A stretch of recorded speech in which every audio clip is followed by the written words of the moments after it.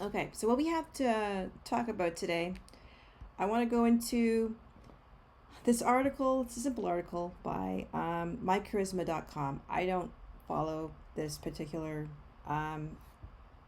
article, like this particular, or articles like this, or this particular website for information like this, but it is pertinent to my research when I research eschatological things. So I thought I would talk about it.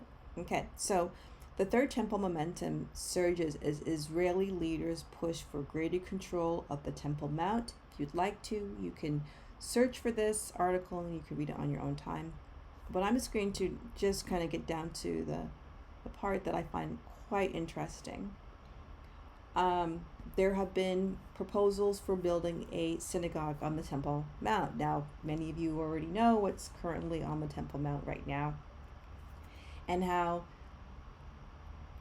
any kind of possible removal of said Dome with the Rock Al-Aqsa Mosque in any particular way would cause a major upheaval in the Islamic world, okay? And I think would be enough for armies of Gog and Magog to invade Israel, the land of Israel. There is a disagreement between, or a difference in Christian Zionist beliefs and Zionist beliefs on the matter of what will come first, what will happen. Will it be the Battle of Armageddon, and later on down the road, the Battle of Gog and Magog, or what the Zionists believe, which is that what's coming is the Gog Magog War. Now, I believe, and based on my research, I think that it's actually the Gog Magog War. The secret clubs that are behind President Trump, that are behind Netanyahu, that are behind the IRGC, and behind the Eastern Orthodox movement, and other groups like the Illuminati, like the Freemasons, and all these other groups, right? They all are trying their very best to orchestrate events, and all of their eschatologies start to converge at Jerusalem, which is not a surprise to me. And who you could watch, I think Professor Jiang is a great person to be able to follow, just in terms of his analysis of game theory and how this relates to kind of what's happening in the world right now. He also analyzes historical events and trends. He also looks at what has happened in the past to be able to predict events in the future. So he's not a Christian as far as I know, but he does give a good analysis of game theory, especially what's happening now, and I find all these things fascinating. What I want to just kind of focus on right here is the fact that there are Christians out there, they are called Christian Zionists, and they are trying to support the Zionist movement to recreate the Third Temple on the site of the Temple Mount right now. I don't know why Christians are doing this. This doesn't make any sense. It does make me sigh based alone on Hebrews chapter 9, okay? So when you read Hebrews chapter 9, and by the way, I'm not a teacher, I'm just an information DJ, please read Hebrews chapter 9 when you get the chance. But Jesus basically died once and for all. He was the ultimate sacrifice. He shed his blood, right, for our salvation, right, doing away with the sacrificial system here in this age right now, the age of the Holy Spirit, the Comforter, being here with us right now. There is no need for us. He left, okay, he died, was raised again, resurrected, seated on the right hand of God, and he brought back here to us the Holy Spirit, the Comforter. We don't need to be making any preparation for another temple. When Christians are encouraging Zionists to rebuild a temple and to make preparations for the sacrificial system, they need not do that until Jesus actually comes back. For Christ is not entered into the holy places made with hands, which are the figures of the true, but into heaven itself, now to appear in the presence of God for us. Nor yet that he should offer himself often as the high priest entereth into the holy place every year with blood of others. For then must he often have suffered since the foundation of the world. But now once in the end of the world hath he appeared to put away sin by the sacrifice of himself. So what was happening at this time was that there was an end of the age. So the end of the world, as they knew it was was approaching. Okay? And at this point, when the letter of Hebrews was being written, there was localized persecution of the church, Jewish localized persecution of the Christian church. But even they knew, because they would have also had access to the other letters of Paul. And Paul had prophesied that the end of the age would come.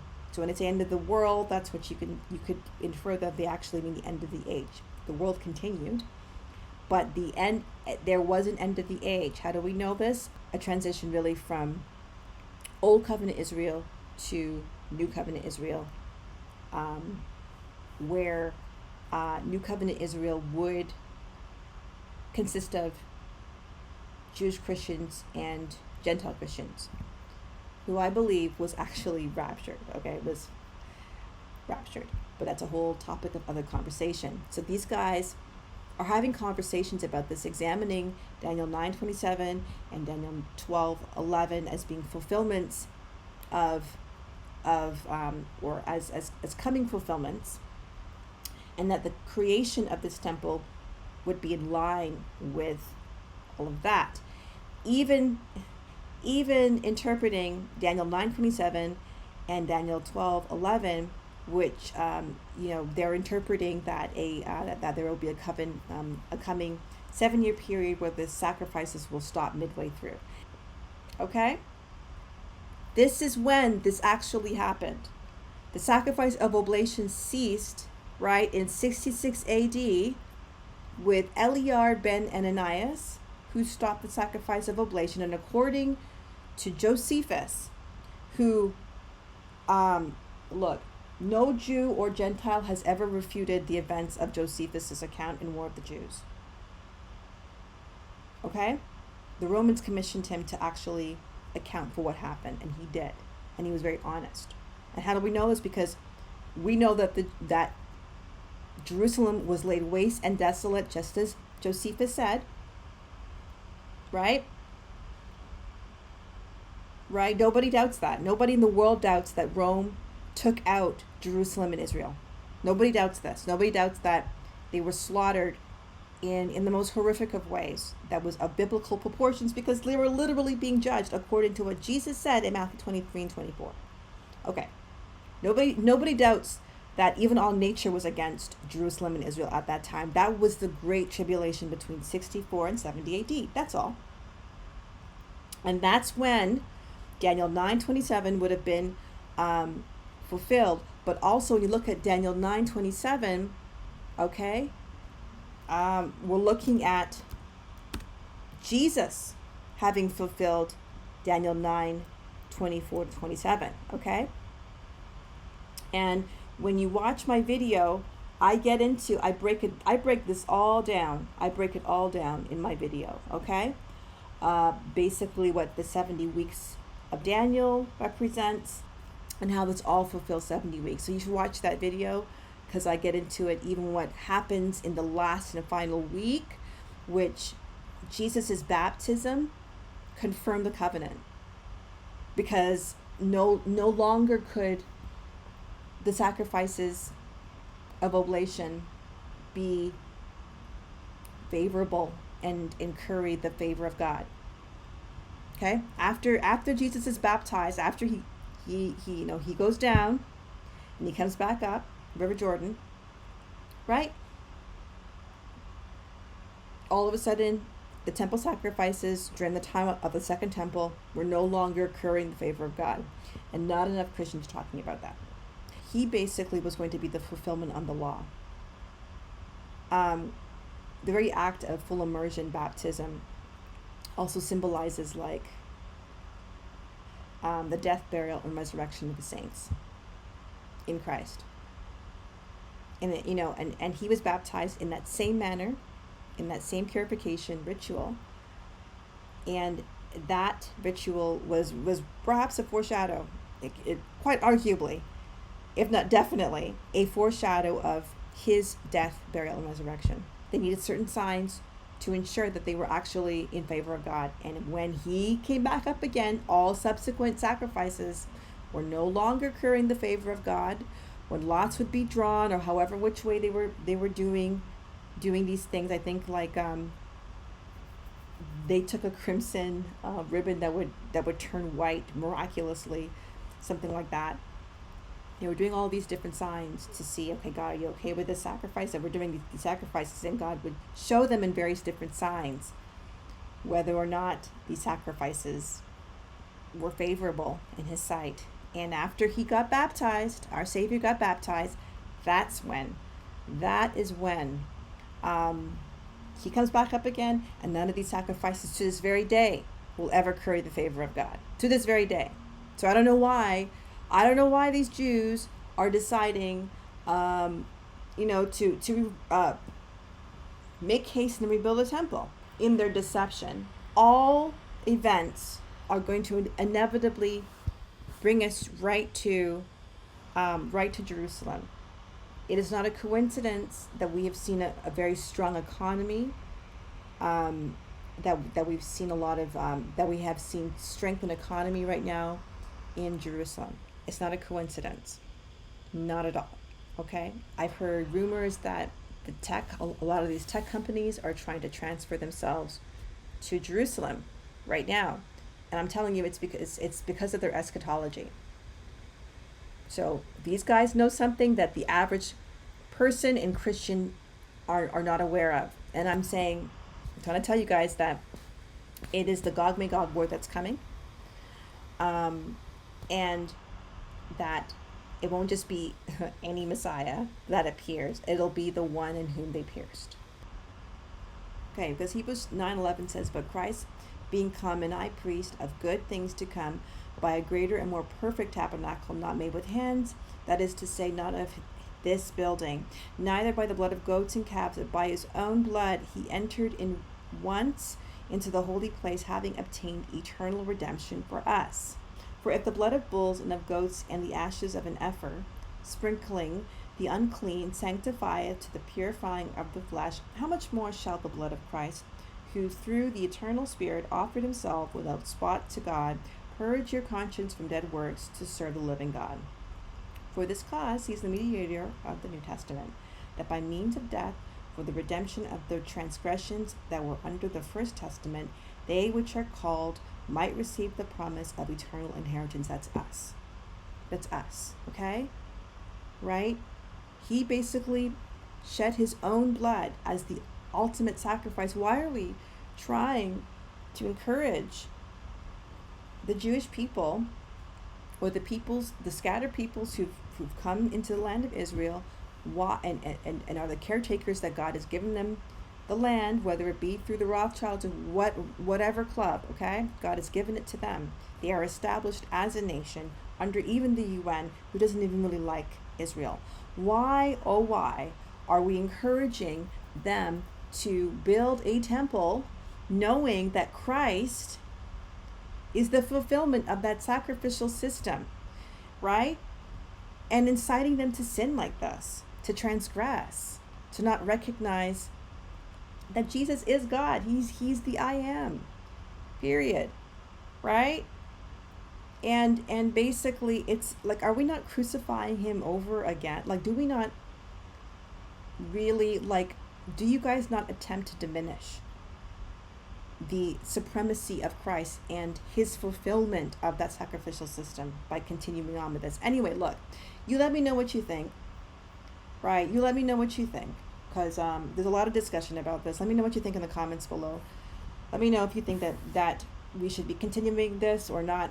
You guys know where I stand, and events are inevitably going to move towards the Gog Magog War anyway.